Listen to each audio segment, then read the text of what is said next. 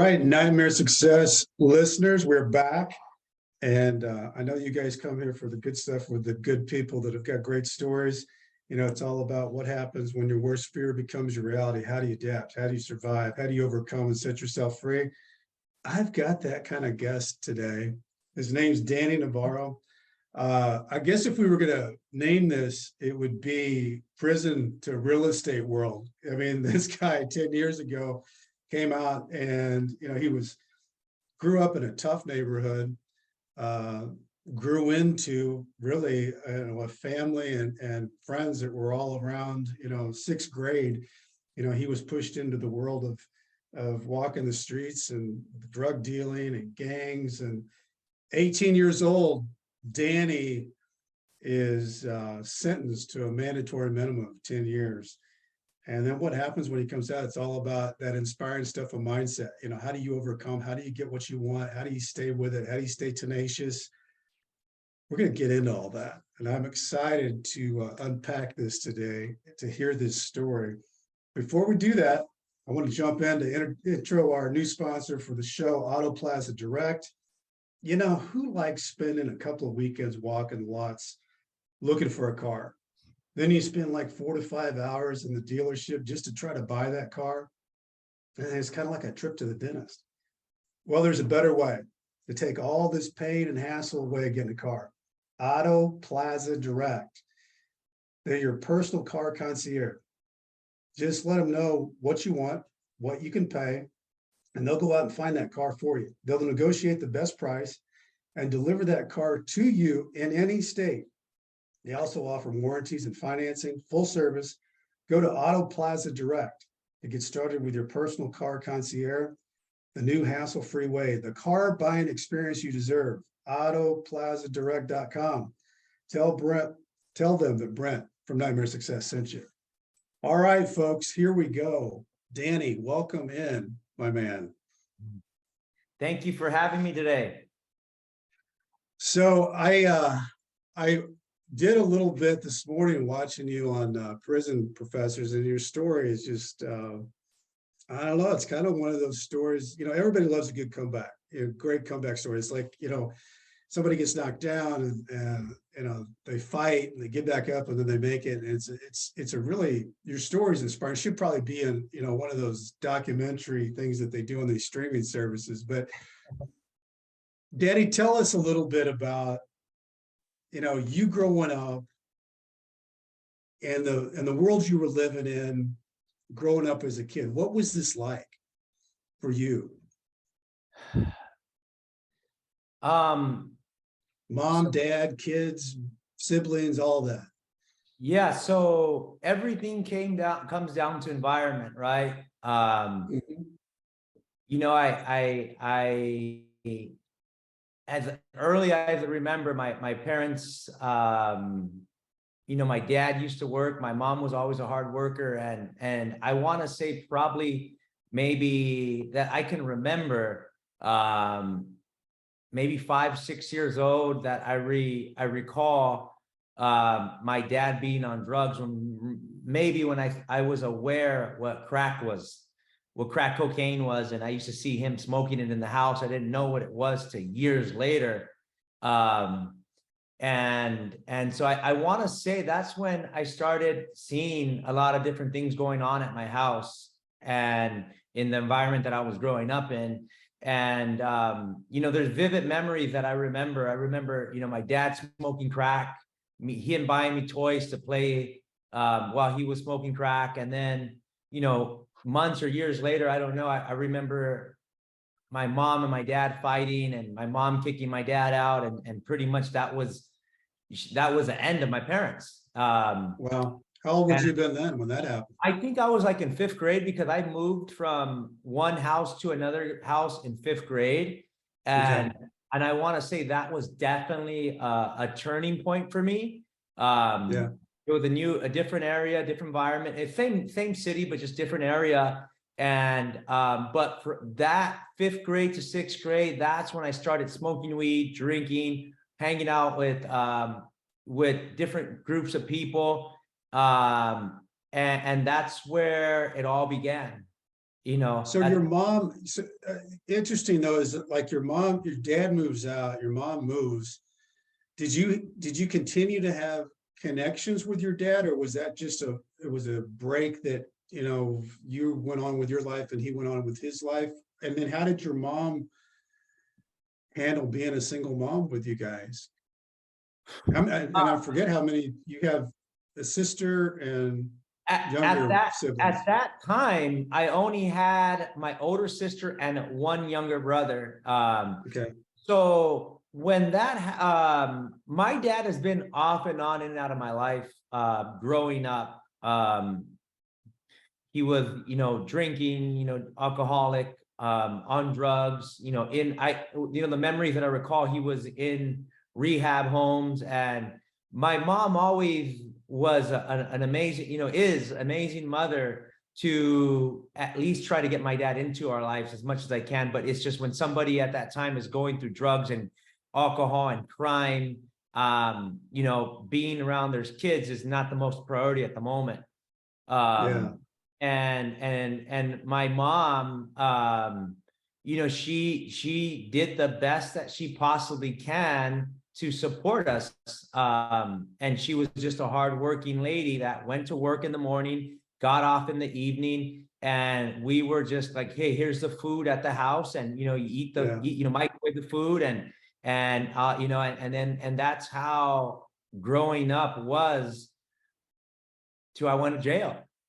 Well, Danny, was she aware? Because it sounds like she was working a lot and trying to keep, you guys clothed and fed. And was there any indication to her that you were falling into this world in sixth grade where you were running with the wrong people and getting into drugs? Did you guys ever talk about that? Or was that just kind of a separate, you lived your world and she was living hers, and that you really didn't cross waves that way?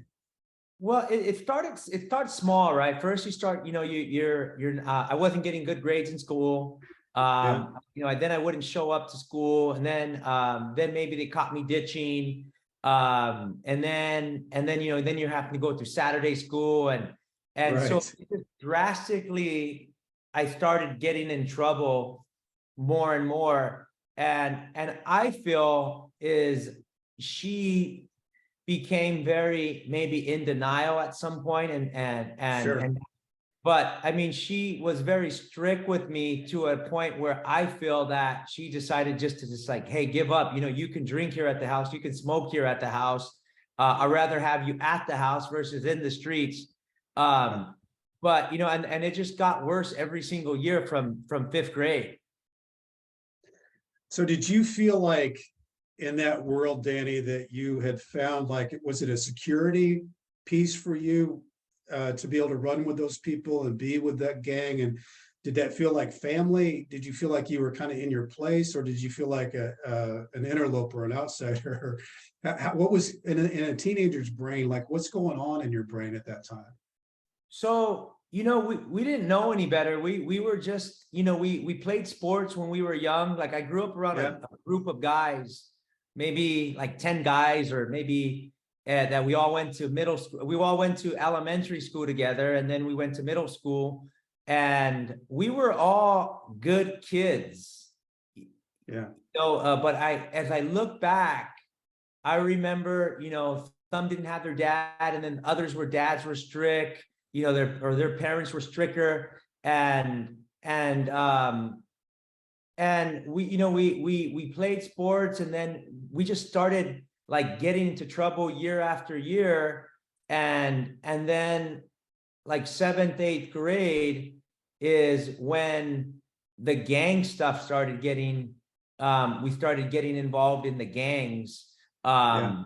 And it was like we all grew up together and got involved in this gang environment all together. And then throughout the years, it just started getting trickling away. One goes to jail, one goes to juvenile hall, one, is getting sentenced to, looking at a juvenile life. And then you got, I lost my first friend at 16.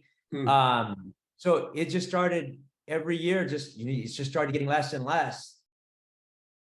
So did you feel like it's losing somebody at 16. I mean, was it scary? I mean, I'm sure it was sad, but did seeing people go in and out of juvenile and was that something that you were looking at and saying, gosh, that's probably going to happen to me? Or did you think, no, I'm going to be able to get away from this, or you just saw that as your life? That was my life, and I loved it. I Yeah. loved being involved in the streets. I loved being around the criminal activity. I didn't have any other environment, so that's all I knew. And I knew that I was going to go to jail at some point, because that's what we do. That's We just go what to jail. happened. Right. So I always been hungry, ambitious. It's just that I didn't know, I didn't have the right people around me to give me the positive stuff to say, hey, go to school, not go to school, but maybe, start a business, read Right. these books. It was all negative, bad environment that, that we were around, that I was around. Well, and like you said, Danny, that was your environment. You didn't know Exactly. anything else. And those people were people that you're probably looking up to, that people were making stair steps of becoming more powerful or getting in, creating more wealth. I mean, probably there was people that had money in that environment. I mean, I can see how all that happens. I talked to a lot of different people on this show that get into that world, and it becomes very normalized. It's not like, oh boy, if over here, I went, just sleep over at a friend's house, and, they had dinner and went to a movie, and you didn't see that. It was just, you were living a whole different environment, whole different life, whole different set of mentors, which is kind of more than interesting and fascinating about how you created a life for yourself after everything happened to you in a bad way. But let's step into that. You're 18 years old. Now you're in a world where if something bad happens, you're treated as an adult. Can you walk us through how that nightmare came to you? Yeah. So, I mean, I was involved in drugs and selling drugs since I was like 15 or 14. I don't even know. And then every year it just got worse with the severity of drugs. 16, 17, 18. And I didn't realize the type of people that I was around, or the types of drugs that carried the sentences that we had. So I really sort of stumbled upon people that were involved in the amount of drugs that were being sold that were at a federal level. So I didn't know anything about a federal level. I didn't know anything about a federal prison. I'm like, I go to jail, I go away for 2 years. I do half-time. I come back out. We can do it again. Not a big deal. So I started getting involved in selling methamphetamine at like 16. And then it's just first I went to LA County jail, and I did about 30 days, and that felt like the end of the world. I bet. And I'm like, this is the worst. I never want to go out. I never want to get involved in prison again, or jail, all the stuff that happens in there. And but while I was away, there was still a federal indictment that was being, it was still going. So I just came out, and it's like really nothing changed, because there was still a federal indictment. I just disappeared for 30 days. I was involved with a guy that went to New York, that we were selling them some drugs, and he cooperated with the government. So when he came back, he was already a confidential, a CI, and he was already working for the government. So when I came back, I got out of LA County jail, and we were back in business. And before you know it, within 6 or 7 months, that I got out like in March. By October, I was already facing 15 years in federal prison. And so the day that this happens, Danny, because I guess you might have, did you have any idea that you were being investigated, that you had a CI? Did you feel like there was a hot trail on you, or were you totally taken by surprise? Everything was a joke to me. I didn't realize what I was doing carried that much time. I thought it was all fun and games. I used to see them watching me, and I used to follow them, the DEA, and I didn't realize that they were, that it was so severe. And I mean, I already knew they were watching me. I just didn't know. I didn't realize how serious it was. And then October 14, 2004, the DEA and the ATF and the local police department raided my mom's house.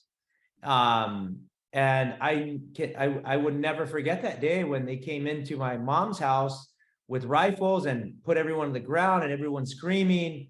And all I remember is my mom saying, "You got the wrong guy. You got the wrong, you're looking for his dad." Yeah. And they're like, "No, we're looking for Junior."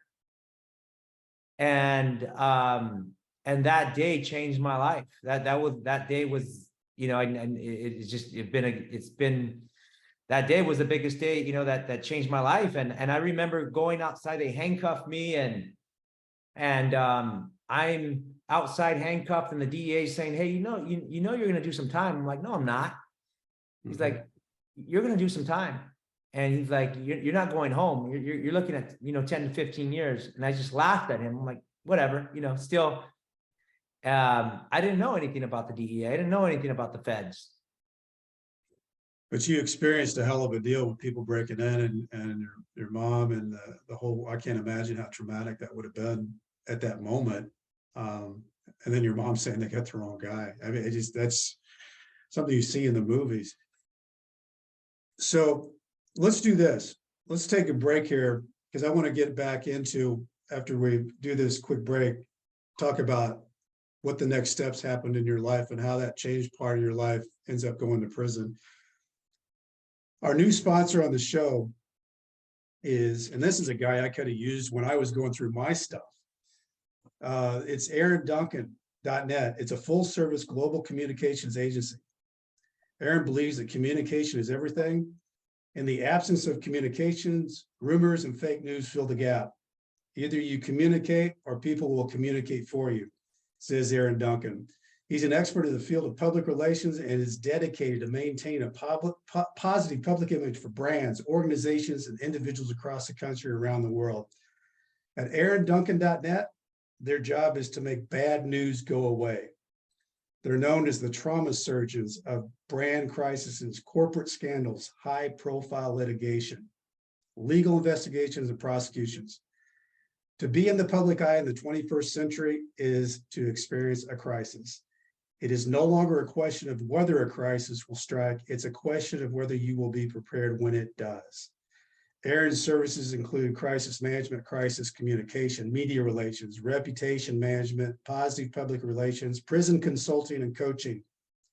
For a confidential consultation regarding crisis or reputation management, advisory role, media interview, or speaking engagement, please contact Aaron at AaronWDuncan@gmail.com or text or phone 636-236-5071, AaronDuncan.net. I could use that guy. I could use that guy, Danny. And actually, Aaron was on the show a few episodes back, and he's done well for himself, but he really goes into the world and helps put, because of his journey that he was on, helps out all kinds of people, from celebrities to people that are in crises or getting ready to go to prison. So he is a new sponsor on our show. Welcome, AaronDuncan.net. Okay, so Danny, let's get back here. You're taken away in the car. You think it's not a big deal. The guy tells you it is. This is a big deal, 10, 15 years. What happens next? I go to downtown Los Angeles to Metropolitan Detention Center. They take me in. I'm seeing marshals. I'm like, this is not like LA County jails. It's totally different. And it took about, I don't know, about maybe 24 hours to finally get checked in.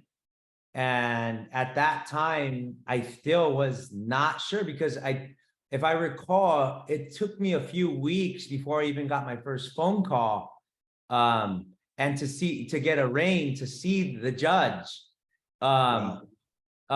So yeah, I mean, I walk in, they book me, they put me in the holding cell. We're not really allowed to use the phone. And I think like within 24 hours, I hit the module, and right away, it's who you run with, right? You go with your race, right? And me being involved in gangs and Mexican gangs, I mean, we follow suit in there. There's no question. But it felt like,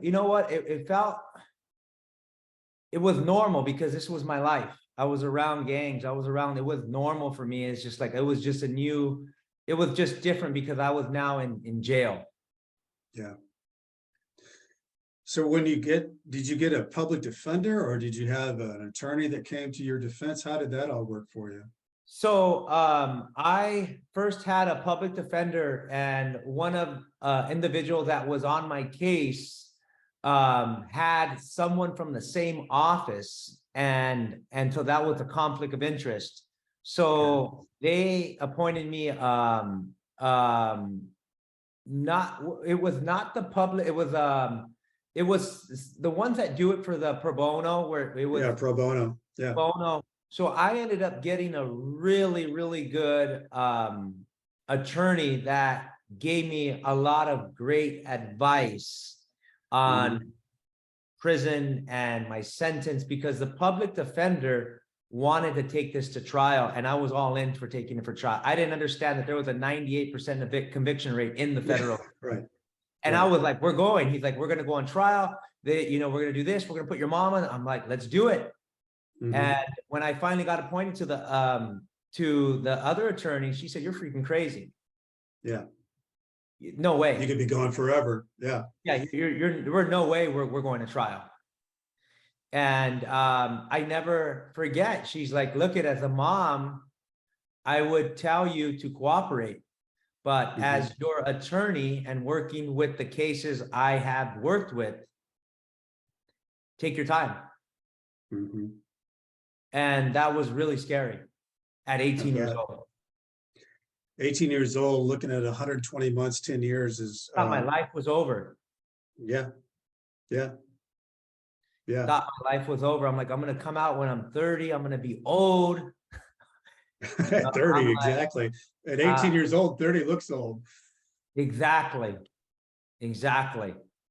So, Danny, when you get in there and you get sentenced, do you know that you're getting what your sentence is going to be? Like when you're standing there, is it already been worked out, or is it holding your breath, wondering what the judge is going to say? So since I went to LA County Jail prior, and I had a prior, not for drug, but I had regarding theft and cars. So I already had a history, so that changed me on the bracket of the chart. So so now I wasn't a first-time offender. So that 10 years was the mandatory minimum. So they wanted to give me 13 years because due to my crime, my past, and it being that I was still on probation, I was in state probation, and that I was just recently arrested. So it took about 14, maybe 15 months to finally get sentenced. And that whole 12 months, 15 months, you're in limbo. You don't know. You go to court every 3-4 months. You go to court, and then they say a few things. They said, hey, come back in a few months.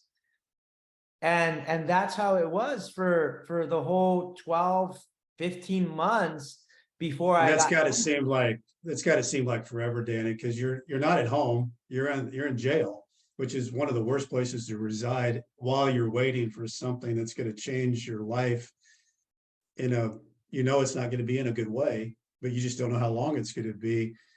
So you're going bouncing back and forth for that 15 months. They finally bring you in. What happens that day? I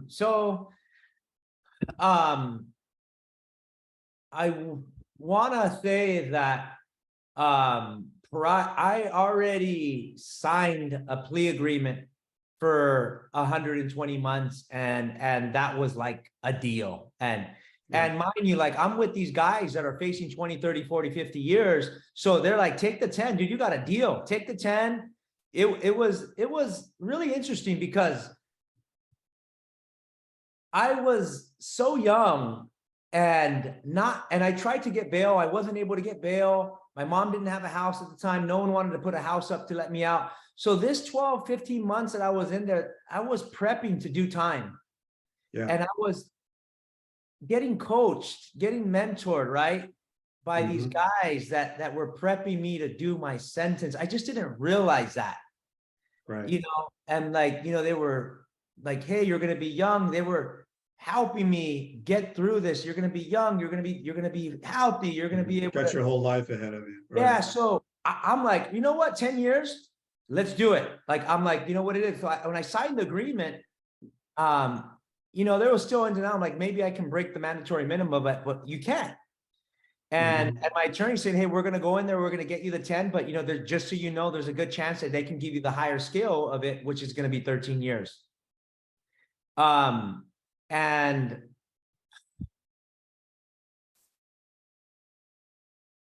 I get very emotional because, you know, it's a blessing to be where I'm at today in my life. Yeah. And I remember my mom cried when I got sentenced, and everyone cried.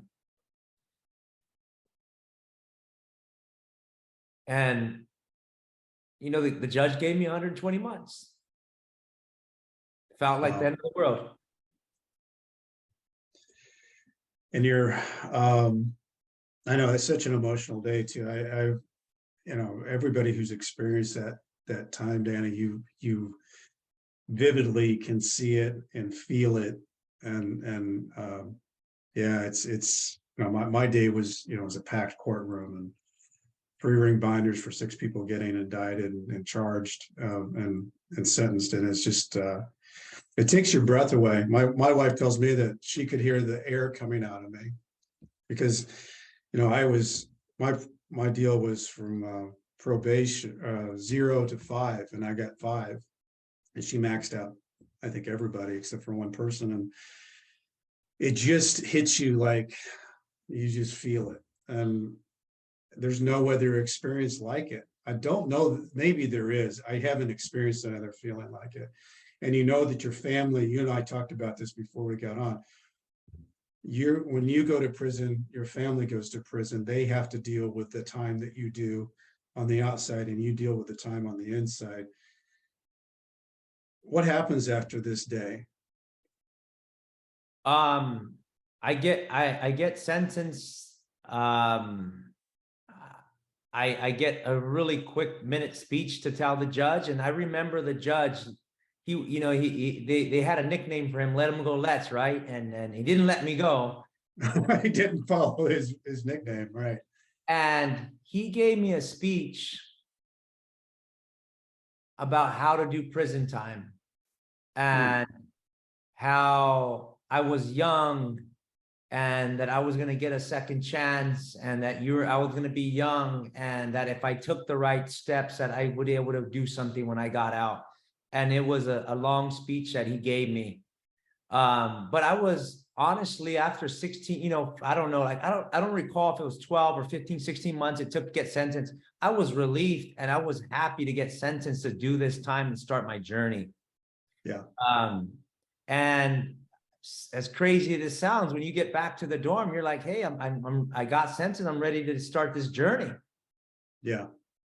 And yeah, and I think some of that, Danny, is you're just so worn out through the whole process. correct. And you know, going to prison is better than being in county jail. I mean, that's for sure. You know, that's so transitory. There's so many weird things that happen in county. Not that weird things don't happen in prison, but people are living there. That's their life there, and things and rules are different. What prison did you end up going to? So I first went to Victorville. Yeah. And I stood there for about a month. And that was, at the time, that was like a hub. So first of all, I didn't know where I was going, right? We don't know. And I'm 8, you know, I'm 19 at the time, man. And I'm like, I'm around guys that are 50, 60, and they're like, we just got back from Leavenworth. We just got back. They have the black box on them. They're doing double life. And I'm like, what the F is this? Yeah. And the guy that I was chained up with, he did he got 30 years for kidnapping. And so I'm like, where am I going? It's my first time. Did they maybe send me to the wrong place? Yeah. So I go to Victorville. I didn't know at the time that it was just a holding facility. Yeah. So from there, I stood there for about a month, and then I got transferred over to Lombok. And then from there, I stood there for about 6 months, because I was supposed to go to the low, and then it was supposed to go to the camp, but my points got all messed up. So they put me to the New Rock, which was a medium at the time. And they just made it went from a USP to a medium. And then I got stuck in there for like 6 months in the hole till they re-evaluated my points. So I was like, man, Danny, it what an was entry.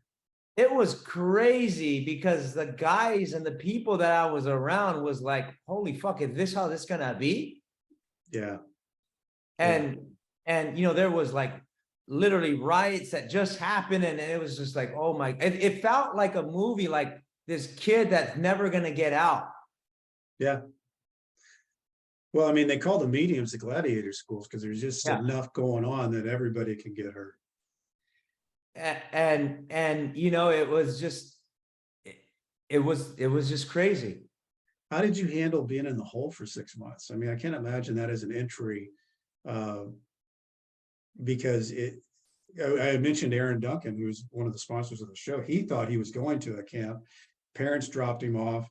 They said he could bring in white tennis shoes because he thought he was going to a camp. So and somehow his paperwork gets messed up, and he ends up in a medium. They beat him up over his shoes, and he ends up in the hole for 3 months.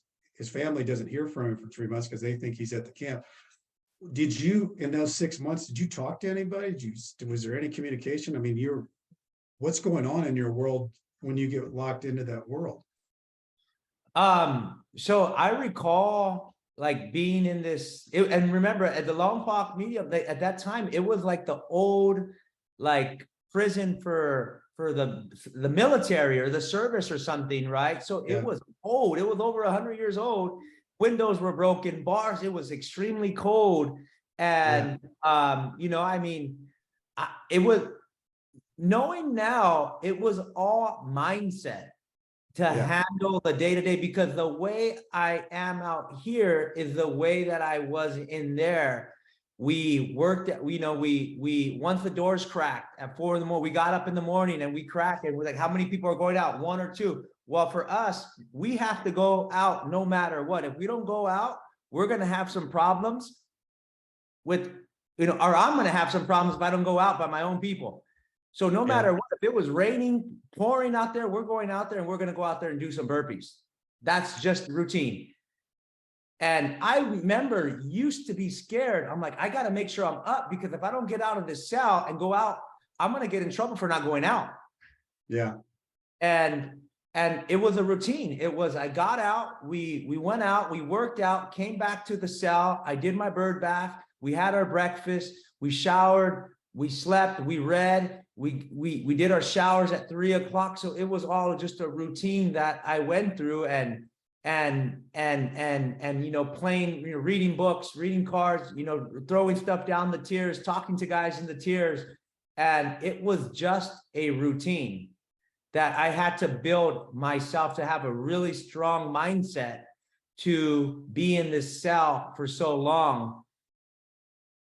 Do you think that, I mean, one of the things I think is so incredible when you go through something like that is really amazing what you can adapt to, what you truly can adapt to. You can adapt, it's what you walked into, obviously you weren't expecting. You fell into a routine and got yourself into the mindset that whatever happens, I'm just going to make this work. Because there's, I always say there's two different people in prison. There's the ones that you're seeing trying to make it work, and there was the ones that give up. There's really not any in between in prison. And you can see the ones that have given up, and you can see the guys that are trying to make it work. Once you got out of that hole, for 6 months, how did you enter the prison world? Like, what was what strategies were you thinking, Danny, walking into the yard? Well, I still really didn't know what to expect. I Yeah. didn't know what was coming. I didn't know. All I heard was stories and how to do prison time.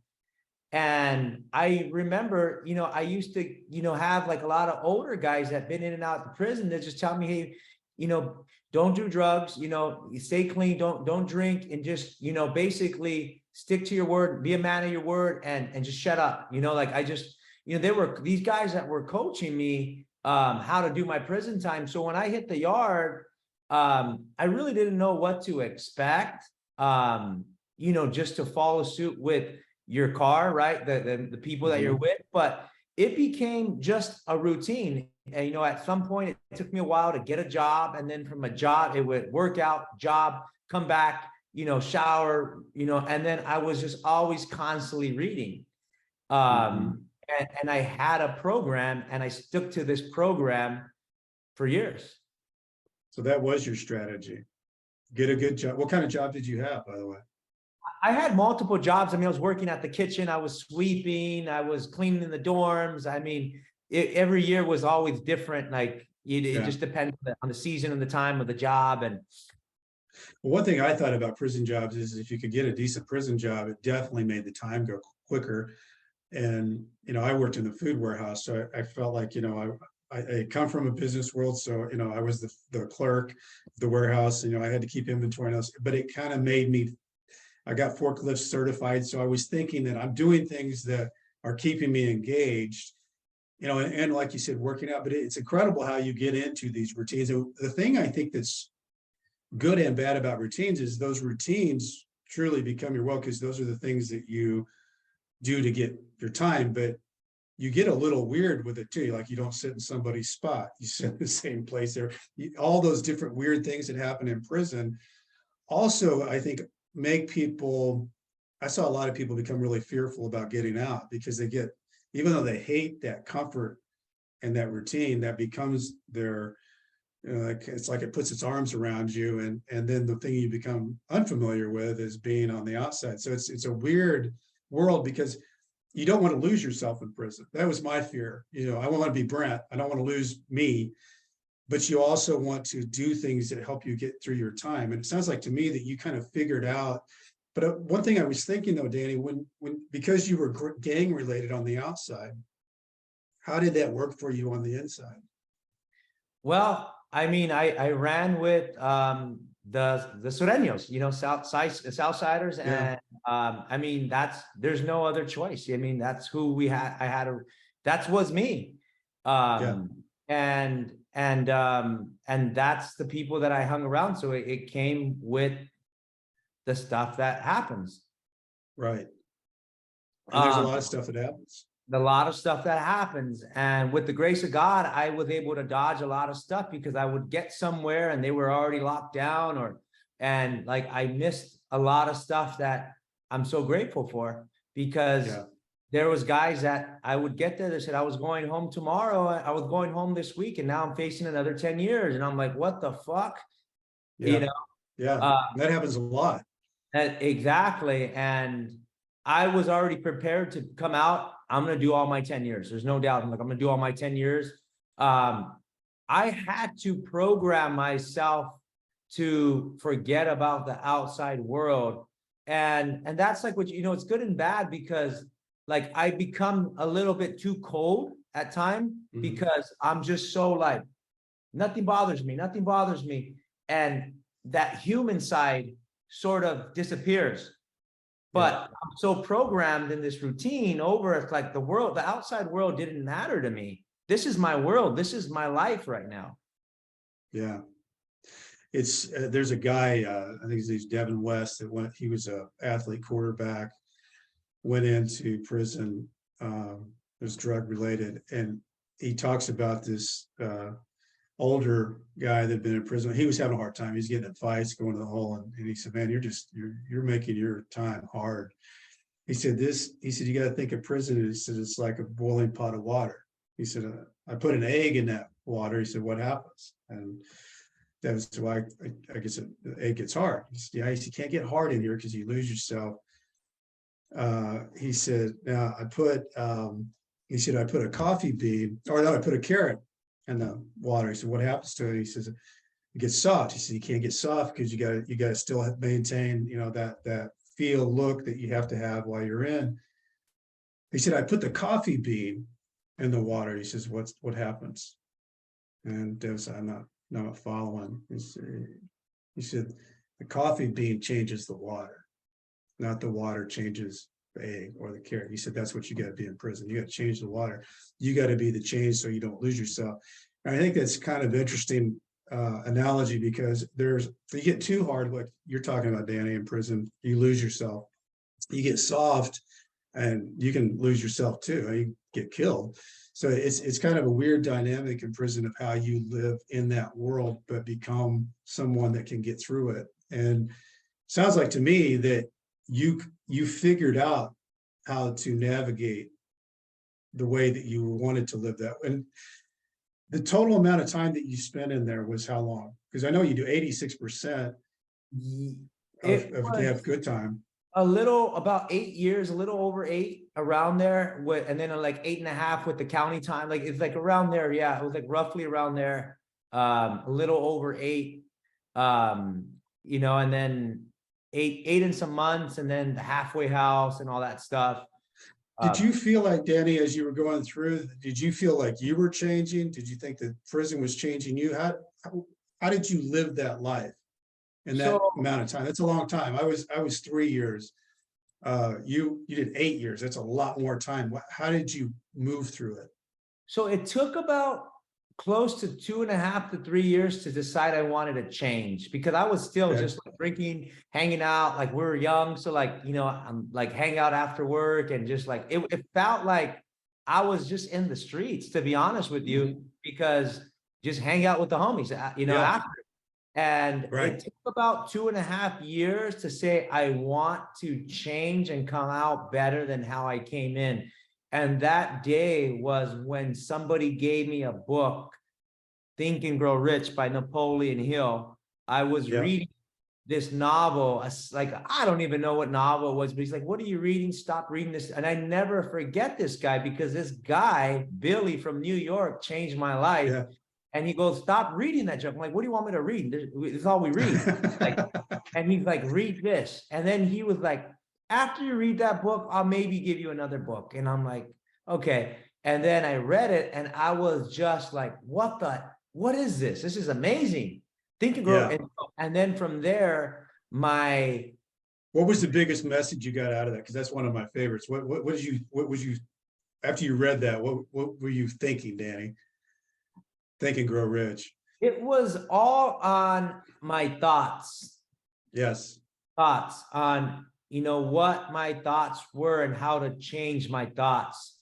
And that book, that was the biggest game changer, because then from there, I wanted to read more. And I just, it's like, I never even knew what that first I never read. And then you throw me this book, and I was just like, oh my God. And I just wanted to read more. Then it went from Zig Ziglar, Les Brown, and these guys, these personal development books helped me get through my sentence. Tony Robbins, Zig Ziglar, Les Brown helped me through his readings, get through my time with the mindset, and it was just, and you were getting educated on all the good stuff. I was getting educated, and I was loving these books, and I was reading, constantly reading and growing. And then, I learned about Tony Robbins, and I'm like, who the hell is this guy? And then my reading material became different, and then my mindset became different. And then I wanted now to be every day was like, I want to be better than yesterday, and I want to come out better than how I came in. And that was my mission. Love it. Love it. And all those things really roll right around to people, places, and things. If you change those 3 things, and that changes your mindset. One of my favorite quotes on mindset is Henry Ford. It says, whether you think you can or think you can't, you are right. And it's very cool that you read that book, and it was a game changer, changed your life. And then you just started, basically vacuuming in everything else that was in there. So as you were living in there, reading these things, did you hang around with different people? Did you do different things in there? What happened in your world? Um, I mean, you become close to people, so you have, I mean, you run around with a group of guys, but they become your brothers, they become your Right. friends. So I didn't stop hanging out with people. I still hung out with people, but it was to a minimum, and I would hang out, go read, work. So I just had, I had You're my just work. doing a lot of what you were Yeah, and reading a lot. yeah, exactly. And I would just stay busy throughout the day. And that's how I did the time. So Danny, when you got closer to the door, uh, did you start thinking about, you're reading all the greats, for creating business. What did you start thinking? I'm going to do something when I get out that's much different than when I came in. Like, did you start formulating in your mind something's going to happen? I I did, but I didn't. Okay. I'm like, well, I'm going to open up a business, or I want to do a business and I want to do this, but I really didn't have like a business plan Mhm. or like an actual business that I wanted. But after reading all this stuff, you're like, hey, you want to do certain things. But I remember a friend of mine in there, he's like, you should get into real estate. And I'm like, well, what's real estate like? And then we would be walking the yard and he'll be telling me, yeah, when I was out, I was buying houses. And then, he was buying houses with all the drug money. So he would educate me on what a real estate agent was, broker, mortgage lender. And I didn't know anything. I didn't know what an agent was. I didn't know what a broker was. I didn't know anything about real estate. So I'm like, okay, well, that seems pretty cool. That seems like real estate Yeah. seems pretty good. Everyone does real estate. So I'm like, I want to get into real estate. So I still didn't know what type of real estate I wanted to get into. I Yeah. just said, I'm going to do real estate. And I'm like, all right, we'll do real estate. So you finally get to that point after all this time you're in there. Tell me about the day you walk out. So, um, all I wanted was a coffee, a frappuccino from Starbucks. So my mom Okay. picked me up. My mom picks me up at the bus station. I'm supposed to take the bus to the halfway house. So I had like 12 hours to get there. My mom picks me up, and then I get like 7, 8 hours to mess around before I go to the halfway house and turn myself in. So I'm like, I wanted a pizza and I wanted like a frappuccino, and I got like a caramel frappuccino. And that was the first place I went when I got out. I wanted an iced coffee.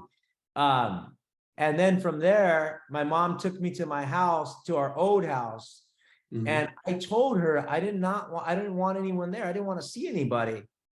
And, Mhm. mom not knowing any better and knowing what I know now is that I had a huge panic attack.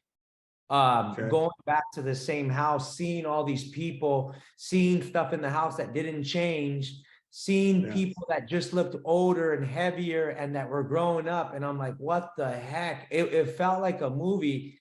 And I Mhm. had this big, big, big panic attack. And I started just hyperventilating because I'm like, I don't want to be around anybody. And everybody was freaking out. They're like, what's wrong with them? Does he not want us here?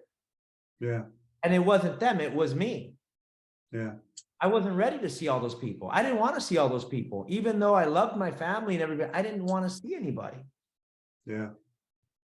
That's interesting. And the thing that I think about all of that is that you desperately want out. There's nothing better about getting out, but it's so hard to adjust. I always say it's like jumping in a moving car. All these things have changed and everybody's looking at you. Are you the same? Is he different? Is he some kind of prison creature?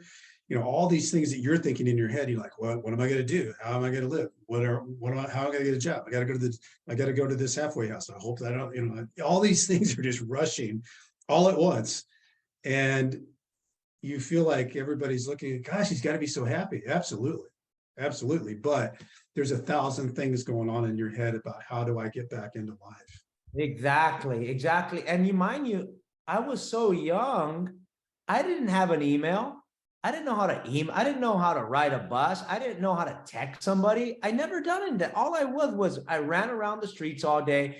I sold drugs. I partied, and that's all I did. I didn't know anything. So coming out was extremely hard because I was like a baby trying to learn how to do all this stuff. Yeah. It's like putting a baby at high school level. You know, Exactly. and I didn't think about that though. That is a really good point. You know, all the technology when you went in has advanced so far, you know, in that time period that you were in, you know, that was the time period where everything happened. What was that Exactly. like getting back into that? It was very, very hard for me because I remember like people trying, I didn't know how to dress. I Yeah. didn't know how to buy clothes.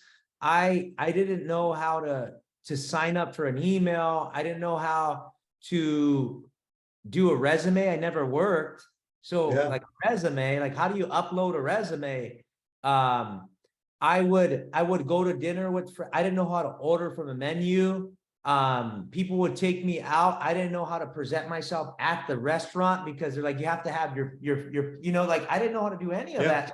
People had to like teach me how to be like normal, and it was very hard for me. And when I was in prison, I didn't understand why it was so easy to come back till I got out, and I realized how easy it was to go back because it was so hard out here. And I would break down. I would literally break down and cry because I was trying to get this shit together out here and nothing Yeah. worked. Nothing worked.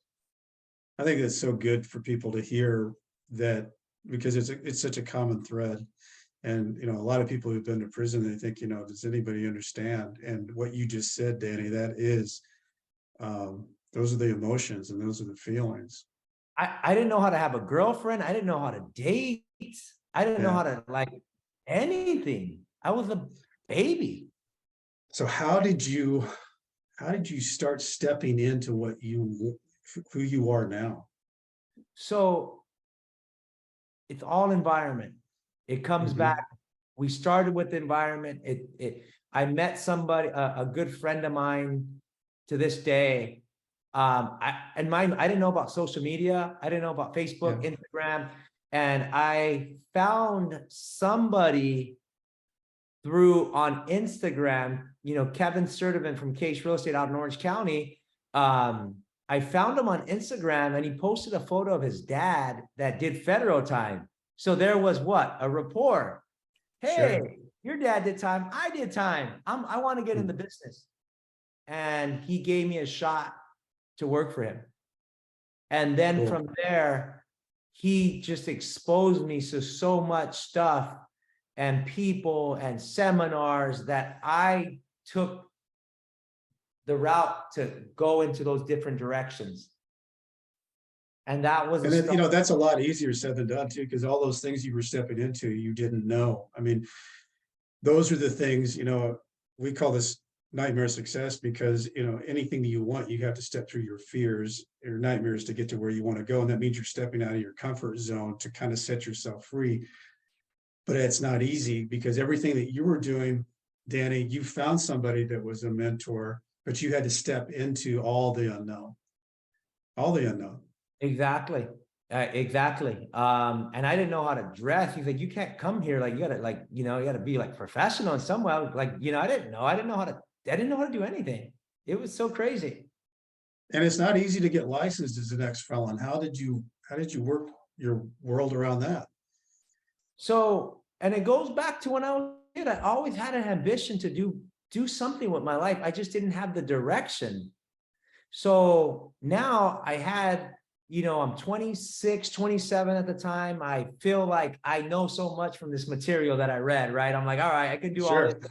I didn't know anything. I still don't know anything, right? But so I'm hungry, I'm driven, I'm showing up to this, you know, to his office, I'm working, and I'm being his assistant, and I apply for my real estate license, and well, they denied me. They said, no, you're on parole or probation, Yeah. and you have a felony. They said, just come back when you're done.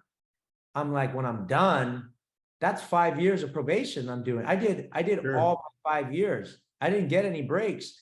So I'm like, no. And then I would, and I would get denied, and then I would appeal. And it was the longest 15, 16 months fighting for my license.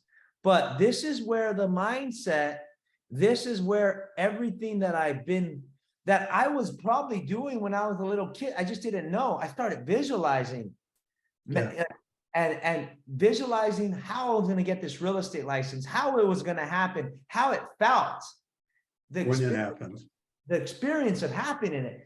And I went to the Department of Real Estate. They denied me. They interviewed me. And the most important thing is that they wanted to see that I took 100% responsibility for what I did.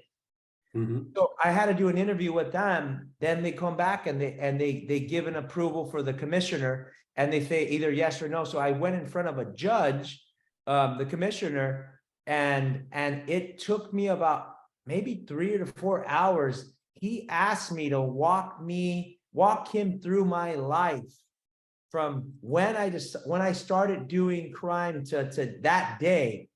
And I remember going in and out, and because I would be crying, I was getting emotional from the past. And he would say, sure, go out, get some water, come back in.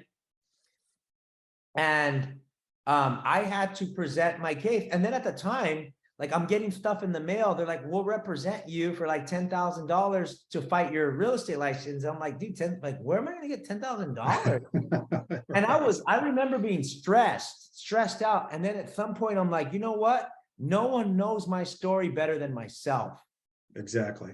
So that took about 15 months. And then when I went to the commissioner, I presented my case, and I showed him that I took responsibility.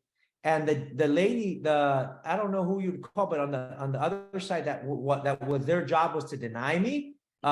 She just said, hey, I never forget that day. She's like, I wish you the best of luck. She didn't even, she wasn't even going to go against it.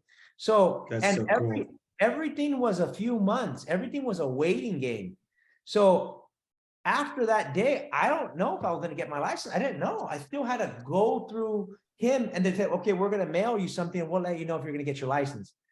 So I just had faith, and the blessings come from God. And I just had faith, and I just in my head visualized how I was going to get my license, that my mom was going to call me, that something came in the mail, and that they're going to say that I got my real estate license. January 2015, I got my real estate license on federal probation. Wow.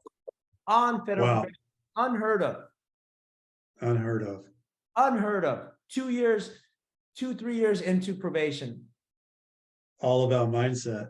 Got my real estate license. Yeah. And okay, so but I mean, from reading about you, Danny, between then and now, can you walk us through your world, like what has happened with you? Because you can Google you and see that you've really done well in the LA market. Walk us through what's going on with you. So it's been an 18-year journey. Yeah. You're 37, 38 now, right? I'm 37, yeah. But I went through a lot of different stages, because when I got out, what did I want to do? I wanted to party. I wanted to go out and hang out. I wanted to drink. I wanted to be, and then I was 27 out here in the physical world, but I was 18 in my head. Absolutely. Sure. So I went through different stages, and how you do anything is how you do one thing is how you do everything. So in order to be successful in real estate, I had to be successful in my personal life. So it took me many years. It took me a really long time to clean up my crap to where I'm at today, because I would drink, I would party, and then if I was gonna do this the right way, if I was gonna be successful in my life, I had to. If God was gonna bless me with the money, the finance, everything that He has blessed me with, I wasn't ready for it. And so, like, it took me years to be ready as a young man as a responsible young man to receive. Yeah. And once I started grasping that, I started just having huge growth in business, personal life, from, you know, just regular real estate sales to now doing personal $1 million spread investments. Mhm. And it was all school. Like real estate was school for me. It's still school for me. I was learning from investors. I was learning, like it's just been so fun and amazing to be on this journey, Mhm. you know, and to know about creating wealth and owning passive real estate. Like I didn't know any of that. It's just insane. But you know, the thing that's so cool about it, Danny, is you just kept stepping into learning. And I'm sure when you did that and you got a little bit of success, you know, that gave you more confidence. And then you just kept taking those steps, getting more confidence, and you know, where you are now. I mean, And then it's I would have some success, and then yeah, everything would go back to zero. yeah, I would have some success, and then all of a sudden the bank account's empty. yeah. And I went through that through Roller coaster. years, you know, till I found an amazing wife, There you go. to be a faithful husband. Mhm.